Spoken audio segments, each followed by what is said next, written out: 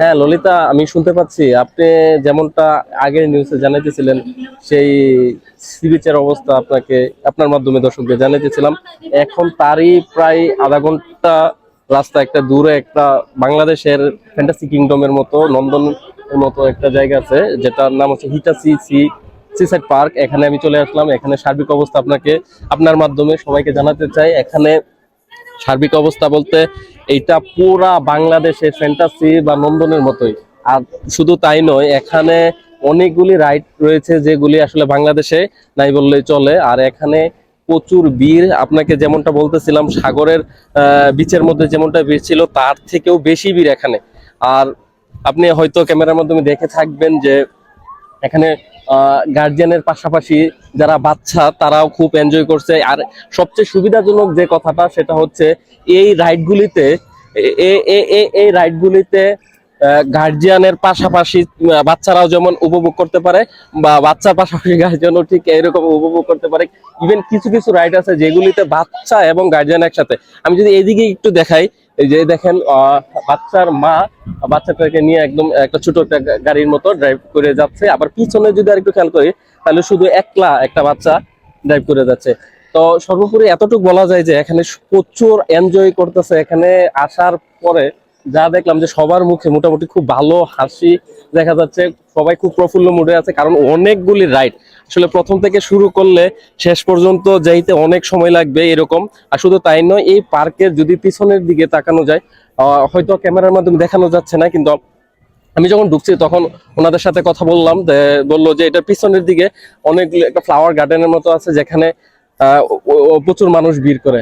জি জি জি। না, এটা এটা এটা মূলত এটা মূলত বিকাল 5টা পর্যন্ত চলে। এটা মূলত বিকাল 5টা পর্যন্ত চলে। ছুটির দিন থাকায় প্রচুর ভিড়। হ্যাঁ, ছুটির দিন থাকায় প্রচন্ড ভিড়। তবে অন্য অন্য দিন যদি আসেন সেক্ষেত্রে এর থেকে একটু কম ভিড় মনে হবে।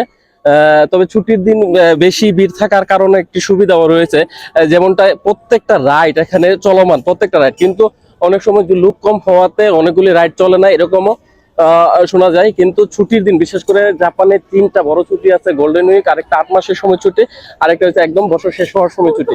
এই 3টা ছুটিতে এই জায়গাগুলি খুবই জনপ্রিয় হয়ে ওঠে। আর এই জায়গাটাও এই জায়গাটাও এবারে কি কেনার মধ্যেই পড়ছে, সি বিচ থেকে প্রায় আধা ঘন্টার দূরত্ব এই জায়গাটি।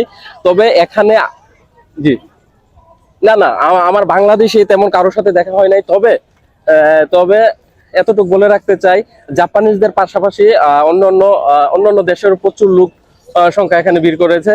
বিশেষ করে অনেকে ফ্যামিলি নিয়ে থাকে, এরকম সংখ্যায় বেশি। আমি যাদের সাথে কথা বলতে পেরেছি সবাই এরকম যে তারা সবাই বাচ্চা নিয়ে আসছে এখানে।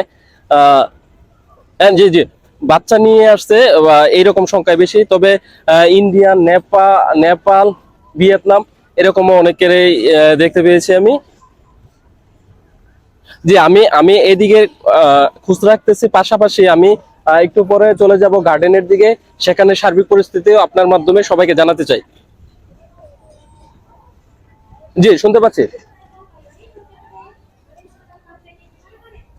না না, এখানে এখানে আসলে প্রচন্ড ভিড় হওয়া সত্ত্বেও এখানে যে টিকিটের মূল্যগুলি সেখানে নর্মালি এমন অন্য অন্য দিনের তুলনায় সেমটাই। শুধু একটু সমস্যার দিকে যে অন্য অন্য ভিড় কম থাকলে তেমন লাইনে না দাঁড়িয়ে সহজেই ঢোকা যায়, কিন্তু এখন প্রচুর ভিড় থাকায় একটু ভিড় পাস করে যেতে হয়। তবে আনন্দের বিষয় এটা যে অনেক রাইড রয়েছে, যার যেটা পছন্দ সেটার মধ্যেই তারা উঠে এনজয় করতে পারে।